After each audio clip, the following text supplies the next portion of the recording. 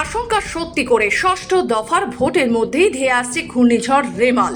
পশ্চিম মধ্য ও সংলগ্ন দক্ষিণ বঙ্গোপসাগরে সৃষ্ট সুস্পষ্ট নিম্নচাপ সিস্টেমটি আজ শুক্রবার সকালে আরও ঘনীভূত হয়ে সুস্পষ্ট নিম্নচাপের আকার নেবে। সমুদ্রের ওপরে অবস্থান করে ক্রমশ তা শক্তি বাড়িয়ে আগামীকাল শনিবার 25 তারিখ সকালে পূর্ব মধ্য বঙ্গোপসাগরে তা ঘূর্ণিঝড়ে পরিণত হবে।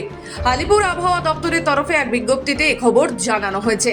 হাওয়া অফিসে জারি করা সতর্ক বার্তায় আরও বলা হয়েছে 26 তারিখ সন্ধে নাগাদ তা সিভিয়ার বা প্রবল সামুদ্রিক ঘূর্ণিঝড় হিসেবে বাংলাদেশ ও সংলগ্ন পশ্চিমবঙ্গ উপকূলে আছড়ে পড়ার সম্ভাবনা এখনো পর্যন্ত সুস্পষ্ট। এই সময় ঝড়ের গতিবেগ সর্বোচ্চ ঘন্টায় 130 কিলোমিটারে পৌঁছতে পারে। এর প্রভাবে সমুদ্র উত্তাল থাকবে। উপকূলবর্তী জেলাগুলিতে আজ থেকেই শুরু হয়ে যাবে ভারী বৃষ্টি। এইসব এলাকায় ভারী বর্ষণের হলুদ সতর্কতা জারি হয়েছে। ঘূর্ণিঝড়ের আশঙ্কায় ইতিমধ্যে জেলা প্রশাসনকে সতর্ক করা হয়েছে নবান্নের তরফে। আজ থেকে প্রাকৃতিক বিপর্যয়ের সম্ভাবনা রয়েছে। এই পরিস্থিতিতে দক্ষিণ 24 পরগনার উপকূলীয় এলাকাগুলিতে ঘূর্ণিঝড়ের সতর্কীকরণ প্রচার শুরু করেছে প্রশাসন।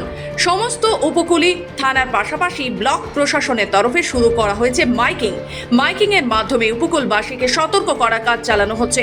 ঘূর্ণিঝড়ের জন্য আগাম প্রস্তুতি শুরু করে দিয়েছে প্রশাসন। মজুত রাখা হচ্ছে শুকনো খাবার ও পানীয় জল। কাকদ্বীপ মহকুমা শাসকের দপ্তরে একটি কন্ট্রোল রুম খোলা হচ্ছে।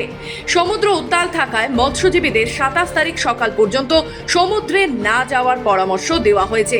পুরো পরিস্থিতির দিকে নজর রেখেছে জেলা প্রশাসন।